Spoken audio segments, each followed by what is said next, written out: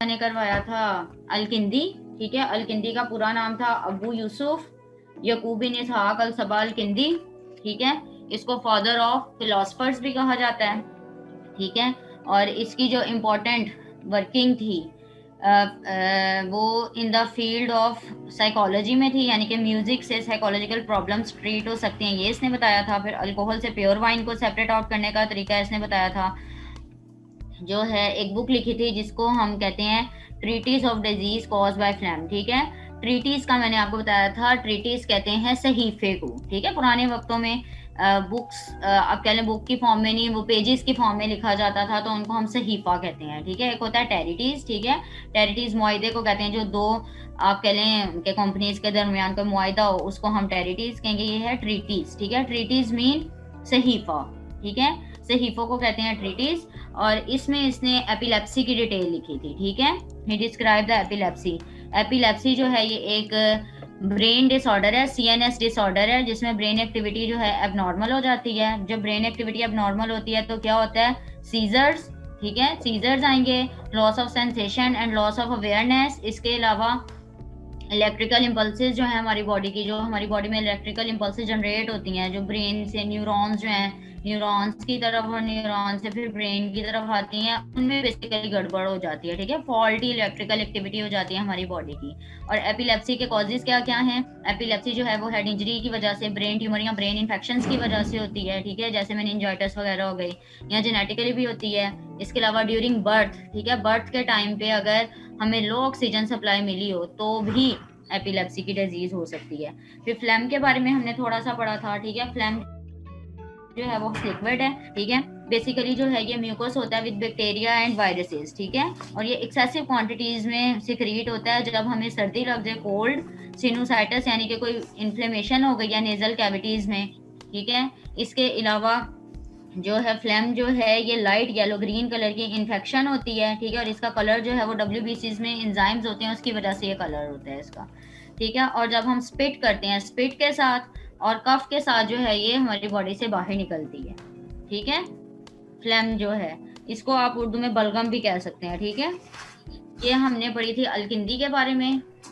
इब्ने नफीस के बारे में हमने डिटेल पढ़ी थी। इसको फिजिशियन, एनाटोमिस्ट, ठीक है, फिजियोलॉजिस्ट भी कहते हैं। इसके अलावा फार्माकोलॉजिस्ट भी था, सोशियोलॉजिस्ट भी था, इस्लामिक स्कॉलर था। इसकी जो डिटेल हमने पढ़ी थी, इसने सर्कुलेटरी सिस्टम यानी कि पल्मोनरी सर्कुलेशन के बारे में, इसके अलावा कैपिलरी और कोरोनरी सर्कुलेशन के बारे में बताया था। फिर इसने नेशनल फिजियोलॉजी दी थी हमारे बॉडी सिस्टम्स की, रिस्पिरेटरी सिस्टम की, जेनिटो यूरिनरी सिस्टम की, और GIT, गैस्ट्रो इंटेस्टाइनल ट्रैक की, ठीक है। इसके अलावा इसने पल्स रेट कहते हैं हार्ट रेट को, ठीक है, हार्ट रेट की डिटेल दी थी।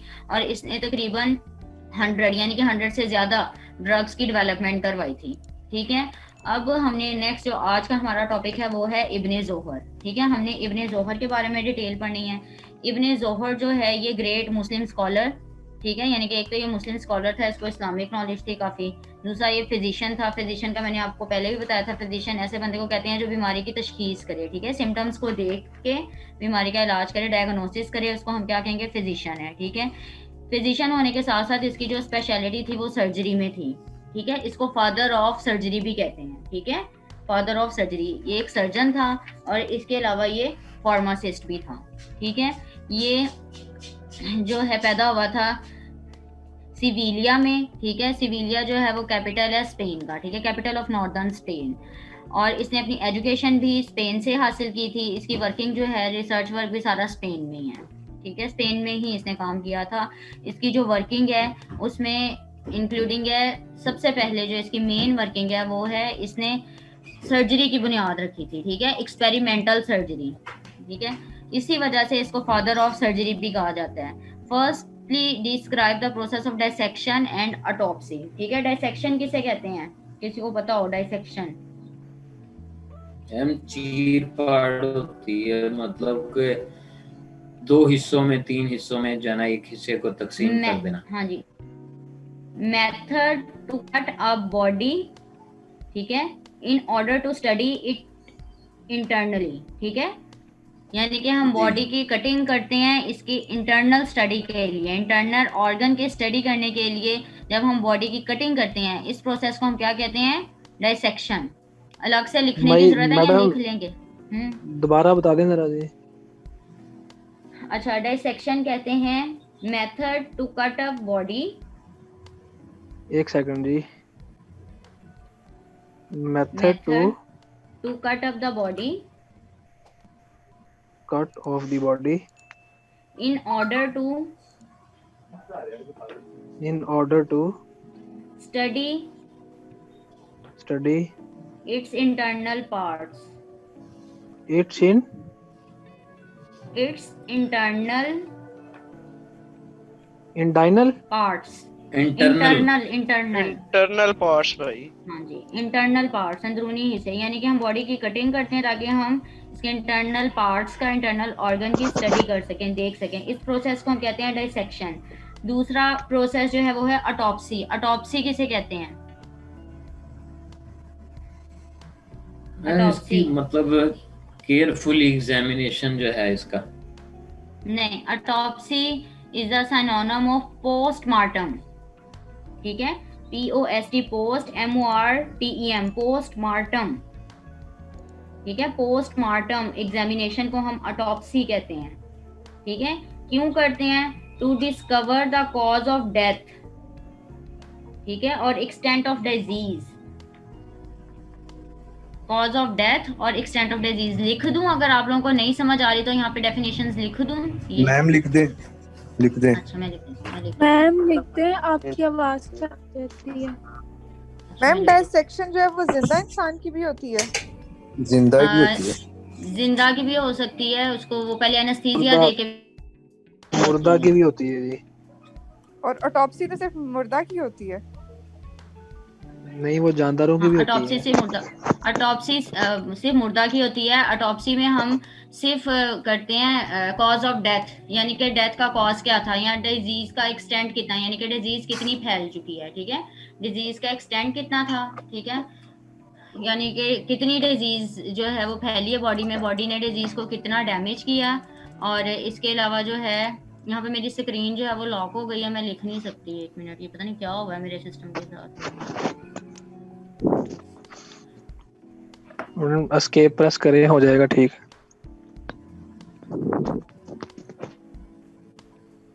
Ctrl+F।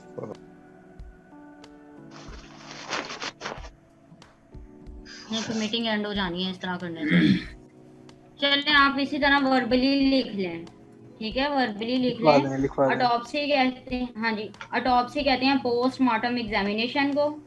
ठीक है, postmortem examination to discover the cause of death. Postmortem examination to discover the cause of death और discover to discover the cause of death.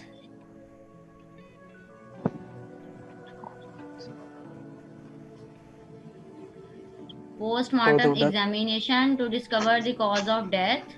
ठीक है,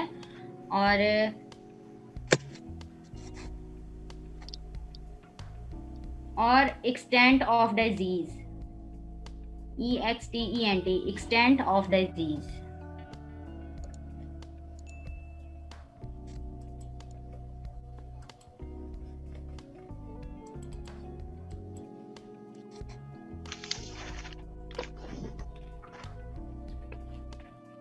ठीक है, नेक्स्ट इसकी अगर हम देखें working, Ibn Zuhr was the first person who describe the use of inhaled anaesthesia. ठीक है, ये पहला पर्सन था जिसने इनहेल्ड एनेस्थीसिया यानी कि सूंघने से बेहोश हो सकते हैं, इनहेल्ड एनेस्थीसिया का प्रोसेस जो है वो डिस्कवर किया था। ठीक है, ही मैम ये स्क्रीन पे शेयर कर दें जरा। स्क्रीन शेयर हो तो रही है, आपको नजर नहीं आ? स्क्रीन शेयर हो रही है।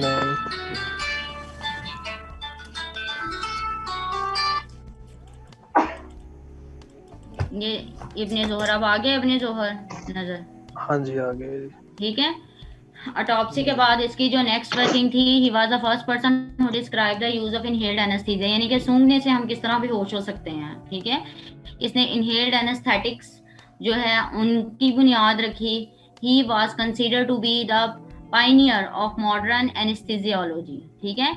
इसने एनेस्थीसिया के फील्ड में आपके लिए अहम किरदार अदा किया। पायनियर कहते हैं शुरू करने वाले को, ठीक है। तो इसने एनेस्थीसिया जो था उस फील्ड में आपके लिए एक पायनियर था। पायनियर मीन इसने इब्तदाई काम वर्किंग जो है इसी ने स्टार्ट की थी। बेहोशी के अमल को एनेस्थीसिया कहते हैं। एनेस्थीसिया का क्या मतलब होता है? आर्टिफिशियल फेंटनेस, यानी कि हम जानबूझ के किसी को बेहोश करते हैं आर्टिफिशियली, ठीक है, एनेस्थीसियोलॉजी जो है। उसके बाद नेक्स्ट जो इसकी वर्किंग थी, he done remarkable work and contribution to subject. कौन कौन से सब्जेक्ट पे इसने काम किया था? न्यूरोफार्माकोलॉजी, ठीक है।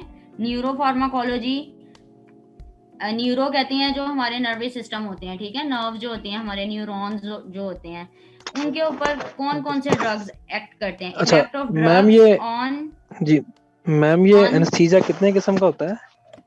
एनेस्थीसिया जो है वो 3 से 4 के 3 किस्म का होता है।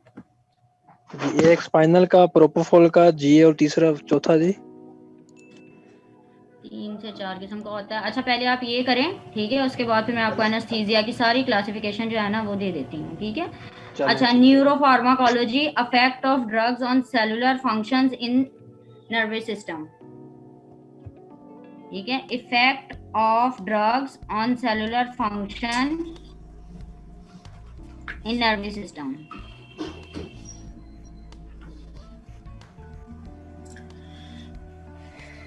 मैम ये लिखवा किसकी दें, definition लिखवाया?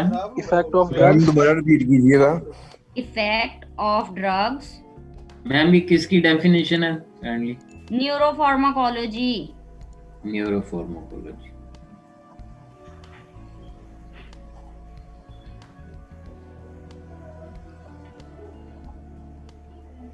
मैम रिपीट कीजिएगा। Effect Definition. of drugs on cellular function in CNS. Effect of drug in cellular function in CNS. Effect of drug on cellular function in nervous system. Effect of drug जी जी on cellular function in nervous and system. Cellular function In nervous system. On cellular in nervous, ये किस चीज की definition है? Neuropharmacology. Neuro Pharmacology.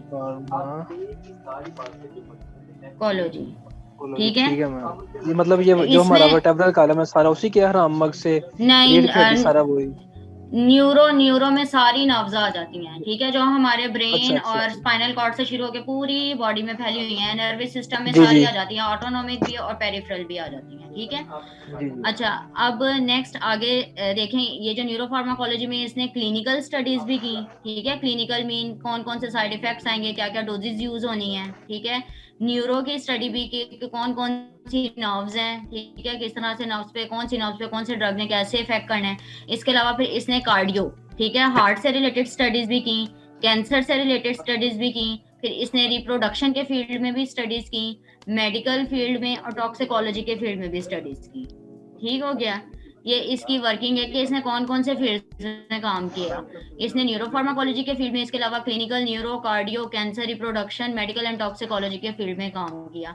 इसने जो book लिखी, फार्माकोपिया लिखी, वो जो है 1491 में प्रिंट आउट हुआ था इसका, ठीक है। Wrote and early pharmacopoeia was printed out in 1491, ठीक है। इसने एक फार्माकोपिया लिखी थी जो कि उस वक्त में एज अ स्टैंडर्ड यूज होती थी, ठीक है, 1491। मैम टॉक्सिकोलॉजी क्या होता है?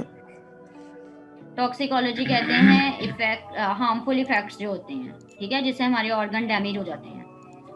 टॉक्सिक इफेक्ट्स कहते हैं हार्मफुल डैमेज ऑफ ऑर्गन्स, ठीक है। मेडिसिन से भी हो सकते हैं, ठीक है। फॉर मैम ये एग्जांपल क्या हम कोई क्या बता रहे हैं आप, ये टॉक्सिकोलॉजी? टॉक्सिकोलॉजी में कह रही हूँ हमारी जो ऑर्गन फेलियर हो जाती हैं, जो डैमेज होता है हमारी बॉडी को, ठीक है, उसको हम टॉक्सिकोलॉजी कहते हैं, due to the use of chemical substances, ठीक है। टॉक्सिक मटेरियल जो हार्मफुल मटेरियल्स होते हैं जो हमारी बॉडी में डैमेज कॉज करते हैं, ठीक है। जी, जी। Basically damage to the organ is called as toxicology. जैसे ये पैरालाइज की जो सिम्टम्स आते हैं, ये इसी मतलब जो ऑर्गन्स की फेलियर है नहीं, उसी में आएगा ना पैरालाइज में? नहीं, पैरालिसिस और चीज है। पैरालिसिस जिस तरह हमारे हार्ट की उसमें भी तो वेन्स हमारे जो हैं, मतलब जी जी जी जी पैरालिसिस, देखिए मेरी बात सुनिए, पैरालिसिस में क्या होता है, हमारी वेन्स जो है ना, ब्रेन की वेन्स, वो श्रिंक हो जाती हैं। जी, जी। जैसे शरियानी जी, जी। जिन्हें हम कहते हैं, ठीक है, यहाँ तो वो श्रिंक हो जाएंगी जी, जी। या उनमें कोई ब्लड क्लॉटिंग जी, जी। इस तरह की क्लॉटिंग आ जाएगी, ठीक है। जी, जिसकी जी, जी। हेमरेज भी हो सकता है, ठीक है। बाज़ दफा जो है ब्रेन की शरियानों में हेमरेज यानी कि फट भी सकती हैं और बाज़ दफा श्रिंक हो जाती हैं, सिकुड़ जाती हैं, ठीक है। तो जिस जी, पोर्शन ठीक की ठीक है। सिकुड़ें उस पोर्शन में पैरालिसिस हो सकता है। 3 पार्ट्स होते हैं जी, ना जी, ब्रेन ठीक। के, राइट, लेफ्ट और ये हाँ पीछे जी। वाला। राइट का हो जी, तो लेफ्ट जी। साइड का पैरालिसिस हो जाता है, लेफ्ट का हो तो राइट साइड का, और पीछे वाले पोर्शन जी, का हो जी। तो मेमोरी पे इफेक्ट होता है, ऐसे ही है ना, मेमोरी जी, ऐसे ही ठीक है। है। जी। मैम ये जो इब्ने ज़ुहर ने फार्माकोपिया लिखा था तो उसका नेम क्या है? हाँ जी, वो किस नाम इब्ने से? ज़ोहर की फार्माकोपिया का नेम, जी जी। खैर ये ढूंढना पड़ेगा।